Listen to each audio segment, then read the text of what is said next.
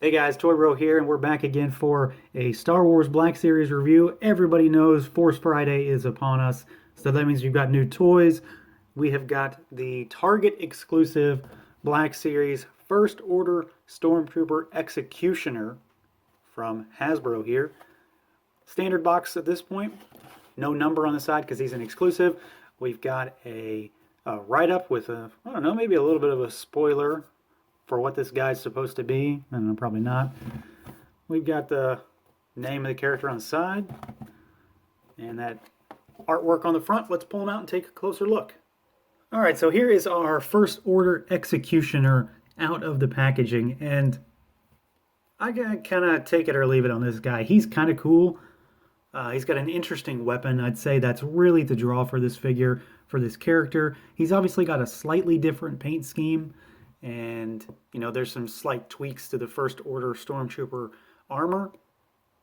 But in general, I don't know, he's not just that exciting to me. I'm really curious as to how this weapon is used. To me, it looks like either some sort of, like a energy axe or like an energy scythe, because he's supposed to be an executioner, so he's clearly going to kill somebody with this thing. I'm expecting this is supposed to chop someone's head off. That's my guess here.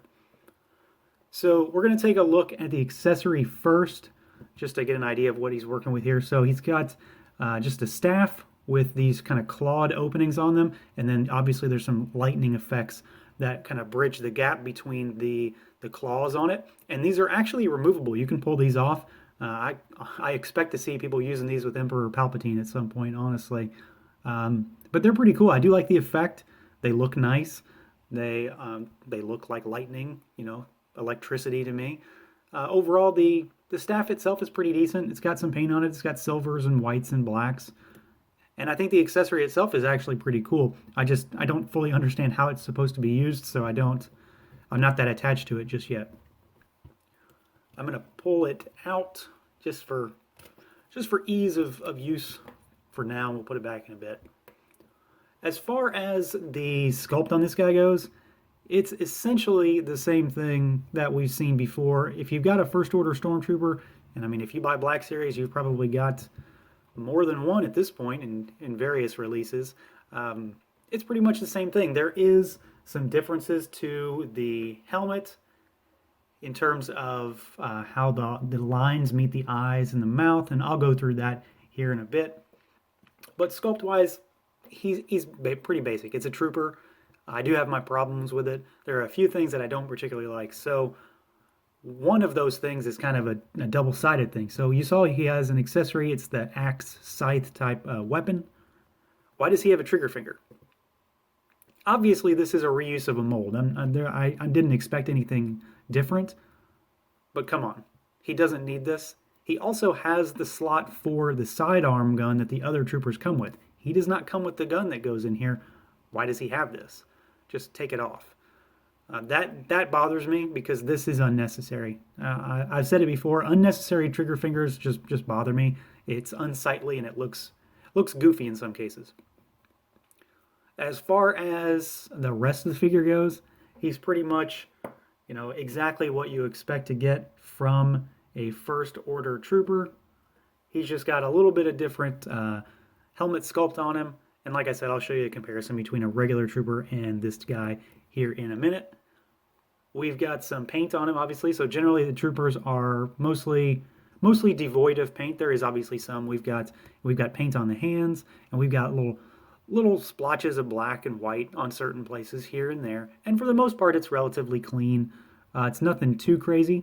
But then we all obviously have differences with the shoulder pads that have the First Order logo stamped on them. That's pretty clean. It looks nice. And then he does have, of course, the black stripe that goes across the right side of his forehead to the back of the helmet.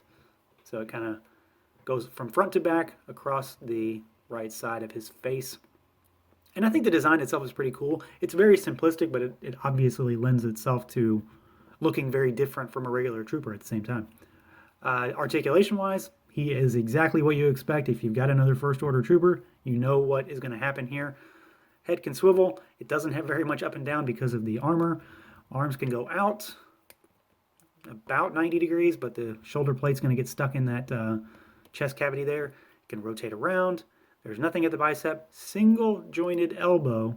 I don't know why we're still doing this.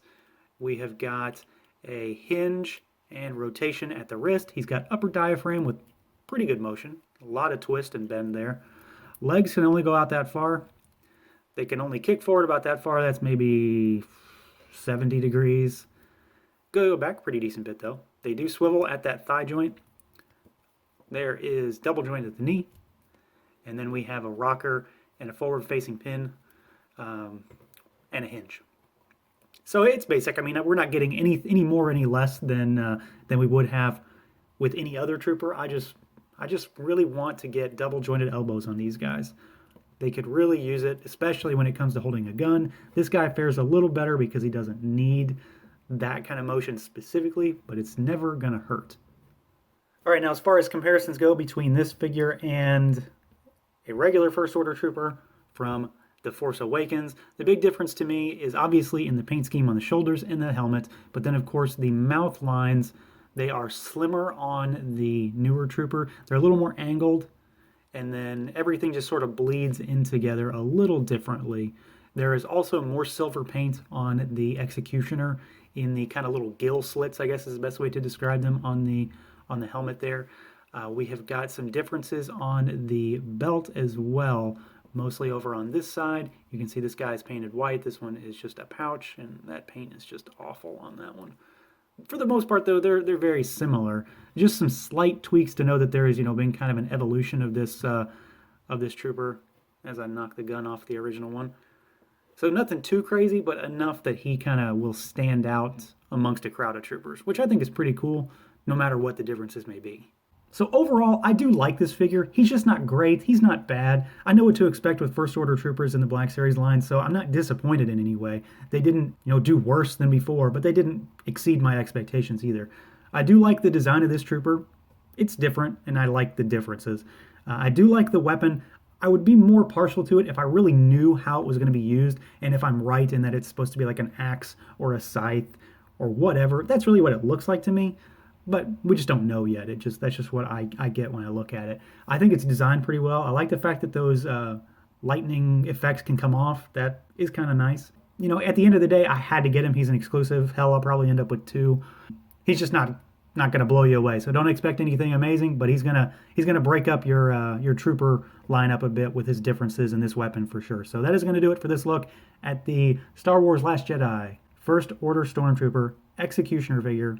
Target exclusive, that's a mouthful, from Hasbro. Feel free to like, comment, subscribe, and share that whole YouTube thing. And until next time.